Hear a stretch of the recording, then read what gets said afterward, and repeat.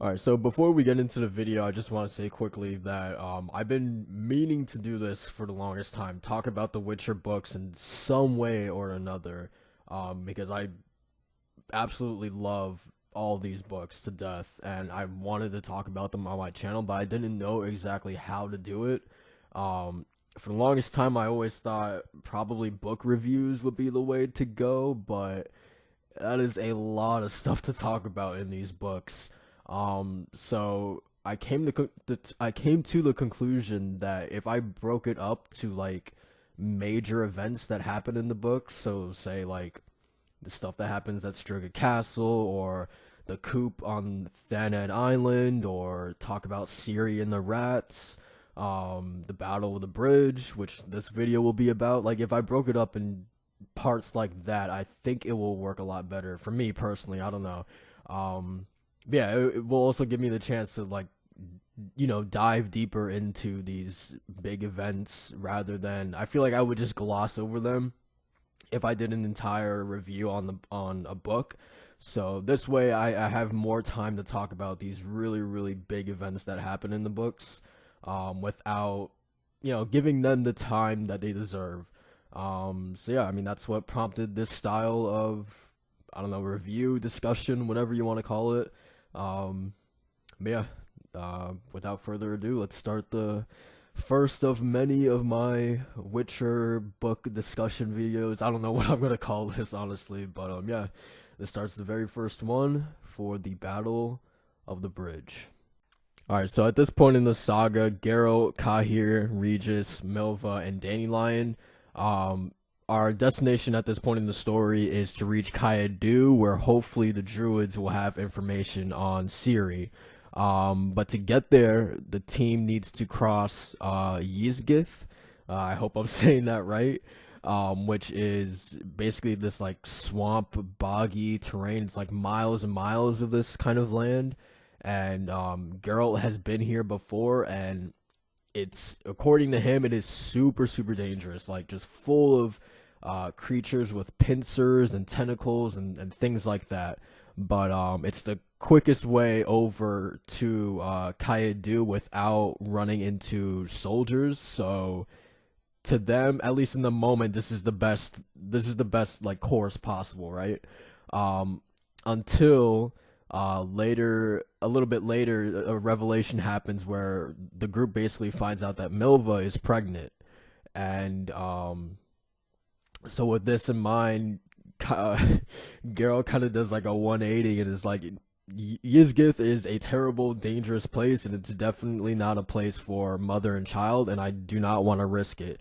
This place is so dangerous, in fact, that he actually thinks that like running into soldiers right now is like crossing the Yaruga, where they have the possibility that they will run into soldiers, is safer than going through Yizgith.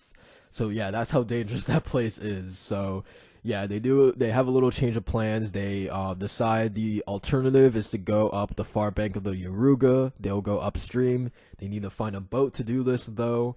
And yeah, that's basically the setup for the battle on the bridge.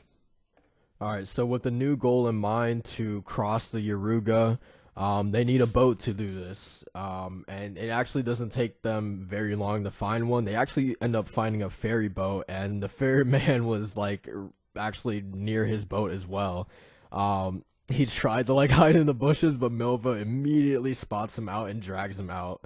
Um, so basically, they immediately tell him like, "Yo, we need to cross the Yaruga," and this guy is whining and like crying, freaking out because it's Nilfgaardian territory, and he's like scared that they're gonna catch us, and they're gonna put us on a spike. He doesn't want to go. You could kill me, but I'm not going. And Milva, badass Milva, man, I really love this little scene because it's like Milva, Regis, and Cahir just all attacking this guy with their word. Like they don't even have to hurt him physically. Like they're just talking to this guy and they get him to yield.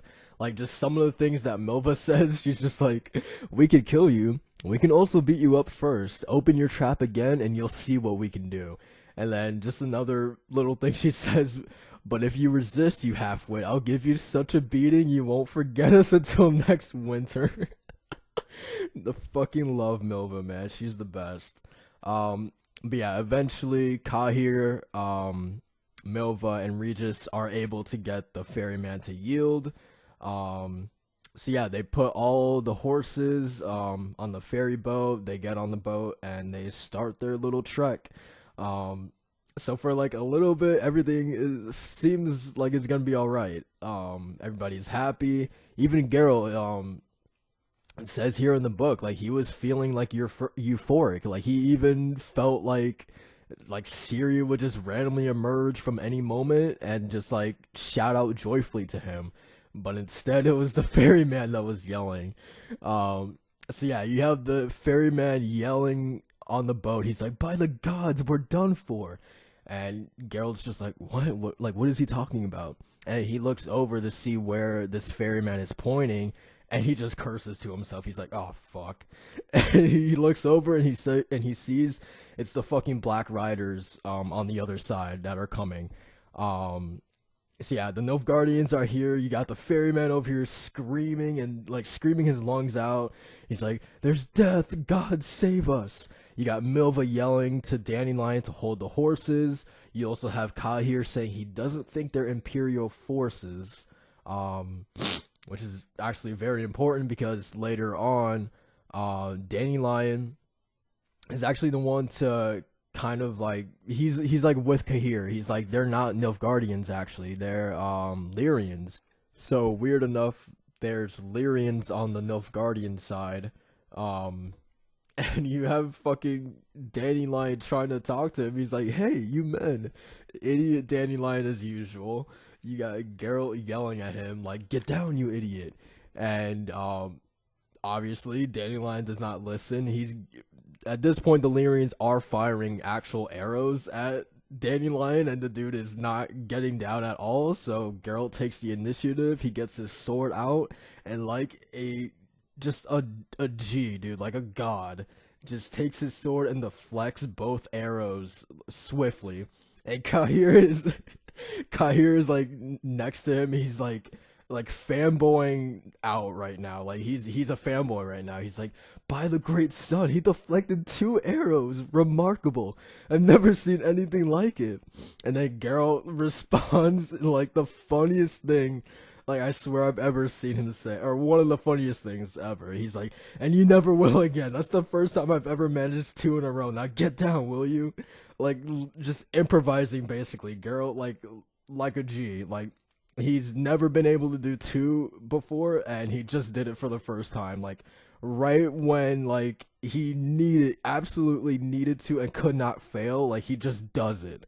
Like that's crazy, dude. So yeah, I just like Cahir fanboying, it was the best thing ever, dude. It's so funny. Alright, so you have Lyrian forces on the left bank of the Yaruga firing arrows relentlessly at the boat, right? The boat actually started floating in that direction, but everybody gets on the pole arms and steers it to the middle of the river, so they're just like coasting down the middle of the Yaruga, right?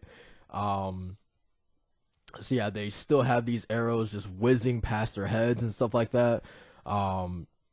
The boat starts to, well, they kind of steer the boat over to the right bank, where hopefully they can get off and just run away and hopefully get somewhere safe, away from the Lyrian forces. It is not until Milva is the first one to notice this, that so they're steering off to the right bank. She drops her pole arm and just like wordlessly, like she's completely silent, just points over to the right bank, not saying a word, points over to the right bank. And then you have Cahir. He's like, this time, this is definitely Nilfgaard. So on the right bank, the Nilfgaardians fucking show up. So on the left bank, you have the Lyrian forces, and on the right bank, the Nilfgaardians just show up. I think it was like 100 or like 1,000 men, something like that. So yeah, they are basically sandwiched in right now by both Lyrian troops and Nilfgaardian troops. So then immediately Geralt's like, everybody to the poles, away from the bank. So the funny thing is that they were just steering to the right bank, and now that the Nilfgaardians just got there, Geralt's like, everybody steer away, steer away. So they all steer back to the middle of the river. Um, but now they're basically fucked. They can't go to the left side of the bank, and they can't go to the right side. Both sides basically mean death. So it's also important to note that actually for the second time, Geralt notices a rider on a white horse, and this second time he actually makes it out to be a woman on the horse, and we later find out that it's actually Queen Mev on the Lyrian side.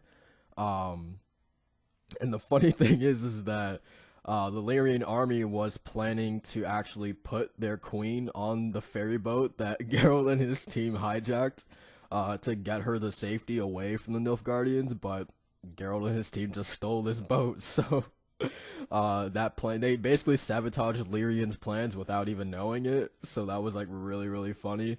And Geralt actually says, yeah, they definitely will not like us because of this. So yeah, they are basically just coasting down the Yaruga. Milva actually says that it's like carrying us quicker and quicker, and she thinks that they'll be all right. It should be like smooth sailing from here. Like at this pace that the current is going, they won't be able to catch us. But then you have the ferryman come over, crushing everybody's hopes, and he's like, the red port is ahead of us, and there's a bridge there, and the ferry will get stuck at this bridge. So this is the bridge where the battle actually happens. Alright, so at this point, the boat is heading straight for the red port, where they actually start to notice that the Lyrian and Nilfgaardian armies are fighting, that a battle is ensuing on the bridge. And because of this, we actually have some soldiers taking their crossbows and firing over the railing at the ferry boat. And we actually start to have some casualties because of this. The poor ferryman is the first one to go. Arrow just like pierced right through the guy and kills him instantly. Also, basically everybody's horses were also lost because of this. Geralt's horse, Roach, just like jumped overboard. He was like, enough of this, I'm out. Like, he just jumps overboard. So yeah, the ferryman was killed and everybody's horses were also lost. So eventually the boat ends up hitting the bridge and gets stuck, so everybody just jumps into the water or jumps onto land. But Geralt actually notices that Milva, first of all, that Milva is the last one to get out of the boat, and she's moving very, very slowly. The exact quote was, Milva was the last, for her movements had suddenly become horrifyingly slow. She's been hit, the Witcher thought, seeing the girl clambering clumsily over the side and dropping inertly on the sand. So, yeah, she's moving very, very slowly. She's the last one to get off the boat. Obviously, something is wrong. So remember before anything on the boat happened, remember she revealed to the group that she was pregnant. So this, like, so obviously Geralt noticing that something's wrong, Regis is the one to kind of reveal that she's miscarrying right now, and for obvious reasons, right? Like, this is a very, very stressful thing that's happening right now. I mean, I would bet. She was also firing arrows upon arrows on soldiers on the boat as well. So like, and also having arrows flying past your head and stuff like that. Like, it's very stressful. So it's understandable that she would be having a miscarriage at this time. So yeah, she's like bleeding. She's basically immobilized right now. She's, yeah, immobilized. So yeah, with all of this happening, you have Regis tending to her at the moment.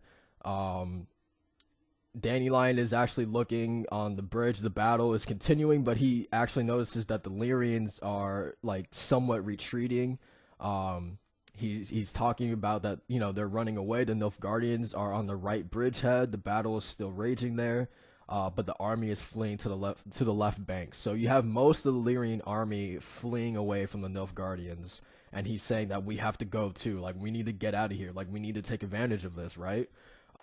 So with Dandelion basically noticing that the Lyrian army is running away, he's saying that we have to flee too. Geralt suggests that we need to carry Milva because she can't walk right now. It's our only chance right now. And Cahir, man, this is my guy Cahir, man. This is when he has his time to shine, dude. This is when I fell in love with Cahir, man. I am telling you, this guy was awesome in this scene. Um, he basically tells Geralt, "We need to get on this bridge right now," and Geralt's like, "What do you mean?" Cahir responds, "Quote unquote." We will hold back their flight. If those Nordlings can hold the right bridgehead long enough, perhaps we will be able to escape by the left one. Um, and Geralt replies, "How do you plan to do it?" Don't forget, I am an officer. Climb up to that pier and onto the bridge. And Cahir just he really shows his experience as an officer. The Lyrian army right now is like, I wouldn't say in shambles, but a lot of them are losing their fighting spirit. They're panicking. They're just like scared right now. You know what I mean? And Cahir just comes in, just it's amazing, dude. It's so great, man. This is why I love him. He just comes in, yelling at these soldiers, like pulling them by the collar. He's saying things like, "Where are you going, scum? Where are you going, bastards?" He yelled like each roar was accompanied by a punch as he kicked a fleeing soldier down onto the bridge's boards. "Stop, you fucking swine!" And he's asking again, "Where are you going? Where? Stand fast. Get back here." And you have the soldiers all screaming like, It's Nilfgaard, sir. It's a bloodbath. Let me go." Like, these soldiers are terrified. Like, they want to run away as fast as possible. They just want to get off of this bridge. But you have Cahir just getting in their faces, and then he says, "Your comrades," he pulls out his sword, "are still fighting on the bridge and at the port. They are still fighting. This honor will be his who does not go to their aid. So follow me." So yeah, he's just basically like putting the fighting spirit back into these people. And he basically leads them back onto the bridge. This really riles up the soldiers. They take up their weapons. They took up the battle cries as well. Um, yeah, it was really cool because you start seeing some of the soldiers that were running away. They start slowly coming back and following Cahir and Geralt into this battle. And the funny thing is, the book here says it was an army which was suddenly being led by a Witcher and a Nilfgaardian. And yeah, dude, it was so great seeing Cahir like this. Just him taking charge, man. It was really, really cool. And also, Cahir, a Nilfgaardian, well, a Nilfgaardian shunned by his people, about to kill his own people, you know what I mean? So that was something he had to come to grips with, because he even tells Geralt, like, um, "Do you really expect me to kill my own? Like, I can't." Because they weren't actually, they were, the funny thing is that the original plan was like to get the Lyrian army's spirits up and have them fight the battle, and then Geralt and Cahir just slip away, but that didn't really work out the way they wanted it to, so they actually ended up having to fight in this battle themselves. So, yeah, the original point, it was really weird for Cahir to actually be killing his own kind, but, that was something he quickly had to adapt to and come to grips with. Especially with Geralt there being like, "Look, man, I don't give a shit. Like, you're a part of this company, right? And we're doing this for Milva, to buy the guys enough time to get Milva out of here, right? You're a part of this company, so you're either following me or you could go and join the Black Cloaks." And Cahir made his decision really fast. "I'm coming with you," basically. So, yeah, and now we are just deep into the battle on the bridge right now. Geralt and Cahir standing shoulder to shoulder, fighting on this bridge. So you have a Witcher and a Nilfgaardian standing shoulder to shoulder together. They're two brothers in arms, basically just roaring savagely, whirling their swords around. You have Geralt cutting down two Nilfgaardians with his sea hill. You have Cahir cutting down another two with his longsword. They're just absolutely decimating Nilfgaardians right now. And it's funny because, knowing how Geralt feels about Cahir, it's really nice that, he just put that stuff aside to basically for Milva, you know what I mean? Like, they're doing this to get Milva to the left bank to safety, basically, you know what I mean?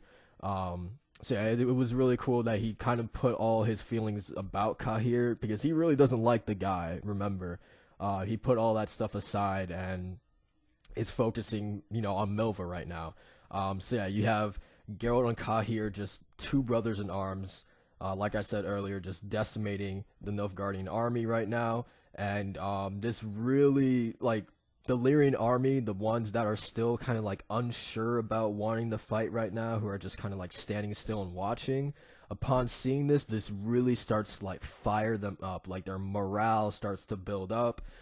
They start cheering, they're roaring, they actually starting to believe that, you know what, with these two guys here, maybe we can actually stand a chance against the Nilfgaards.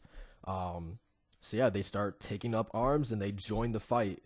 Like fierce wolves is what Sapkowski described it as.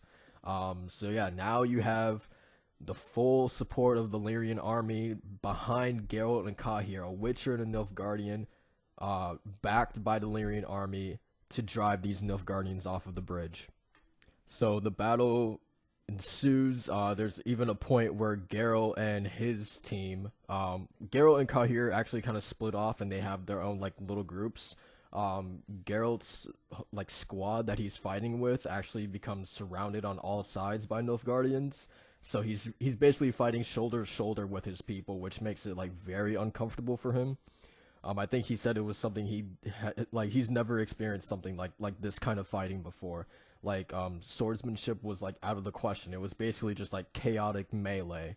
So yeah, it was definitely something out of the ordinary for him, something he hasn't really experienced.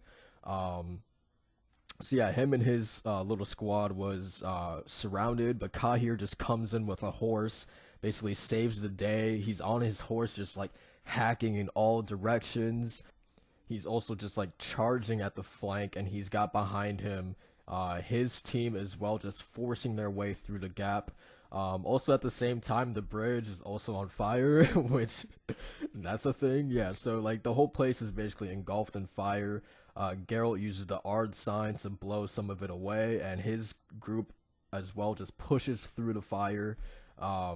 He's yelling, "Follow me through the fire," and he actually makes the comparison that this is a baptism of fire right now for him. Just as he's just like striking and parrying some blows, and everything it's total chaos right now. So yeah, you have him yelling, "Onward, comrades," and he's telling Cahir to come with him. Cahir at the same time is yelling at Geralt, "To the bridge, you have to force your way through to the bridge, we'll close the ranks." And then at this point, weirdly enough, Cahir kind of gets hit by a cavalryman, and he gets like pinned on the ground, and it's actually by someone that Cahir actually knows, called Mortison. I think I'm pronouncing that name right. But yeah, he gets pinned on the ground, spread eagled actually, which, okay, it's weird. But yeah, he gets spread eagled on the floor by Mortison, someone that he actually knows. But not too long after, a mercenary comes over and runs his spear into the guy's chest, into the Nilfgaardian's belly. So Mortison dies, and that's basically that's it for that. But it had to be definitely really, really, I don't want to say like shocking, but a really weird feeling for Cahir to basically be like, look someone that he actually knows in the eyes. You know what I mean? Like it's different having to kill like your own people, but to actually be in a battle against someone that he personally knows had to be really weird for Cahir. So yeah, that guy gets run through by a spear. He's wheezing, starts puking up blood, and he dies. Geralt actually gets hit below the spine, and he kind of like his knees gets buckled from that. And after that, basically, he starts hearing the hooves of horses, cavalry arriving from the left bank, carrying a banner with an eagle surrounded by red lozenges, I think. And that's basically, you would think, reinforcements of the Lyrian army, and the Nilfgaardians retreat. And that's basically the end of the Battle of the Bridge on the Yaruga. And funny enough, it says it's a battle which later chronicles did not even mention. Which, funny enough, in Blood and Wine, they do make a mention of it, so it is in the history books, but Yeah, I don't know. I thought it was funny that in Baptism of Fires it says that Chronicles did not even care about this battle. You know what I mean? So Geralt, Cahir, and the Lyrian army were able to hold the bridge. They were able to push back the Nilfgaardians. Afterwards, this is literally the funniest ending, and it's awesome that the book ended like this too. Um, the if you remember earlier, Geralt noticed a soldier on a white horse, and he was able to make it out that it was a girl, and it was actually Queen Mev. So she comes back, and basically is talking with him. Actually, she has like a really bad lips because she got hurt during the battle. Um, so yeah, she's like talking with Geralt, and she asks him, "So where are you from?" And Geralt responds, "I'm Geralt from nowhere." And so she's like, "Oh, so no one has bestowed a knighthood on you? Okay, well, I will do that." So she drew her sword. She tells him to kneel. Geralt, of course, obeys because she is a queen. So she starts going through. I think she calls it the formula. Basically, should I read this whole thing? I guess I will. So, quote unquote, for outstanding valor in the fight for a just cause, for showing proof of virtue, honor, and loyalty to the crown, I, Mev, by grace of the gods, the queen of Lyria and Rivia, Rivia, very important, by my power, right, and privilege, W, a knight. So, Geralt is being knighted right now. And first of all, very important to understand that Geralt of Rivia is a name that he just chose. Like, he's not actually from Rivia. Like, he just chose that name to come off as more formal to people who hire him. Like, I believe Vesemir was the one who told him to like pick a name that comes off as formal. Or you know what I mean. He originally picked a name that was like super long, and Vesemir was like, no, choose a different name. So yeah, Geralt of Rivia, or at least of Rivia, he's not from Rivia. So that's very important to understand, because this man is about to be knighted by Queen Mev of Lyria and Rivia, and he's about to literally be given the name of Rivia just by pure luck, man. Just by pure luck, Geralt is about to get the name Rivia. Yeah, so Geralt just gets dubbed Geralt of Rivia. Like, this battle was totally unintentional. A battle he had no business of even being in. And he just him and Cahir happens to play a major role in this battle that they didn't even want a part of. You know what I mean? They just happened to run into. And he gets dubbed Geralt of Rivia. Like, the star, like destiny, dude. Like, the stars just aligned. Like, what is the fucking coincidence or the chances that this would ever happen? That like, this dude, like, of Rivia was just a name that he picked himself. You know what I mean? And then to eventually actually be dubbed of Rivia by the queen of Lyria and Rivia. Like, what are the chances of that? It was like it was so funny because the book ends with Geralt just literally smiling. Like, he couldn't resist the smile and a laugh, because it was so ridiculous how everything just turned out. Like, this dude actually got dubbed Geralt of Rivia. Like, now his name is official. It's not like a lie anymore, you know what I mean? And yeah, it was too funny, man. And just to end off the book like that, it was so good, man. One of the many reasons why Baptism of Fire is my favorite book in the saga. But yeah, man, that's pretty much it for the Battle of the Bridge on the Yaruga. It was a really, really good. Like, it's weird because when you look back at it, it's only 20 pages long, but this thing, it was so, like, so many ups and downs, you know what I mean? Like, so stressful just between, uh, them going down the Yaruga and then having the Lyrians on the left side, and they're like, okay, we need to go to the right. But then, oh crap, the Nilfgaardians just showed up. We need to get away from the right. We need to steer back to the middle. And you have the ferryman dying and all the horses dying. And then you have Milva miscarrying. And there's just like so much happened, man. And like I said, I think this was only like 20 pages to end the book with this major battle. And I don't know, it was really good. And then, of course, to top it all off, Mev just dubbing Geralt of Rivia, giving him that official title, was awesome. And then, of course, you have the development of, I mean, I guess the start of Geralt and Cahir's friendship, you know, them getting better acquainted, I guess. And them actually becoming like brothers in arms was awesome as well. So yeah, the Battle of the Bridge on the Yaruga was great. It was fantastic, and yeah, definitely wanted to talk about it. So yeah, that's pretty much it for this first video. Look out for the next discussion event. I don't know which I want to talk about next. There's definitely a lot. I have a list that I wrote down of specific events I want to talk about. But yeah, that's gonna do it for this video. I hope I did a good job. I've never done anything like this before, so I don't know. I probably did a bad job, but I don't know. I hope I was able to explain this whole event decently. Like, I don't know. I'll definitely look to improve for sure, but yeah, man, it was fun. Like I said, I want to talk about The Witcher on this channel. I need to talk about The Witcher on this channel. But yeah, that's basically it. Look out for more discussion videos in the future, and thank you guys for watching. Peace.